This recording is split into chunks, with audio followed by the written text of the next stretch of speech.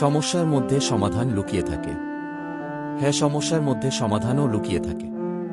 একদিন একটি ছোট্ট গ্রামের একটি ছেলের নাম সুজিত। সুজিতের সম্পর্কে গ্রামের মানুষরা কখনোই ভুলভাবে বলতো না। তিনি ছোট্ট দিনের থেকেই একটি স্বপ্ন দেখে আসতেন। তার স্বপ্ন ছিল গ্রামের সবার মধ্যে সম্মানিত হওয়া। তারা তার সফলতার জন্য তাকে সহানুভূতি ও আশীর্বাদ দিতেন।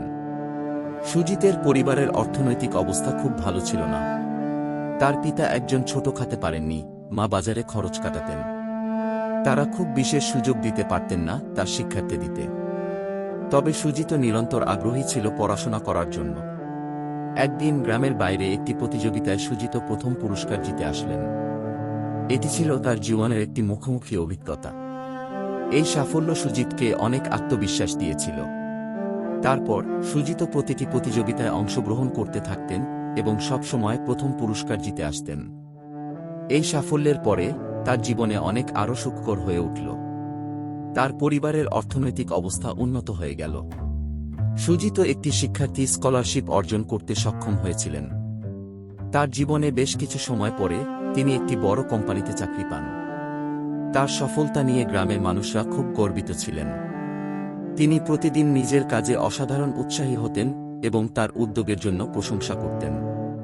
একদিন একজন গ্রামের কিছু তরুণ বলে দেখা হলো, সুজিত ভাই, তোমার কি রহস্য আছে? তোমার সফলতা দেখে আমরা আত্মবিশ্বাস হারাচ্ছি। সুজিত হাসিতে উত্তর দিলেন, আমার কোনো রহস্য নেই, তার পেছনে শুধু একটি নিয়ম আছে, অসফলতাকে আমার প্রাথমিক শিক্ষক হিসেবে গ্রহণ করা। যেহেতু আমি একজন শিক্ষার্থী, আমি প্রতিদিন সমস্যা ও অসফলতা থেকে কিছু শিখি।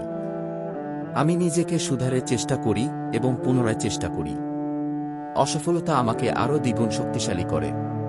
এই উত্তরের পরে সুজিত তার অসাধারণ সফলতা এবং অবসাদ অবস্থা থেকে উত্তেজিত হয়ে গেল। তার জীবনের পথে বিভিন্ন অসম্ভব চ্যালেঞ্জ ছিলেন, তবে তার সাহস সঙ্গে সিংহে প্রতিটি অসম্ভব চ্যালেঞ্জ পরিহার করতে সাহায্য করে। এই সুজিতের গল্প দেখে তার গ্রামের অনেক তরুণরা উৎসাহিত হয়েছিলেন। তারা শিখতে শিখতে সফলতার পথে প্রবেশ করতে শিখলেন। তারা বুঝতে পারলেন যে সফলতার পথে অসফলতা ও বিপর্যয় অসভ্য শিক্ষক হিসেবে কাজ করে এবং এটি একটি মূল্যবান পাঠ্যবই। এই সুজিতের অনুপ্রেরণামূলক গল্প প্রমাণ করে যে অসফলতা হল জীবনের একটি অবিচ্ছিন্ন অংশ এবং সফলতা সাধারণভাবে অসফলতা ও পরাজয়ের পেছনের বিকল্প হিসেবে প্রকাশ পায়। সুজিতের গল্প প্রদর্শন করে যে যখন আমরা অসফলতা বিশ্বাস করি এবং এটি একটি শিক্ষক হিসেবে গ্রহণ করি, তখন আমরা সফলতার উদ্দেশ্যে অধিক দ্বিগুণ শক্তিশালী হয়ে উঠি।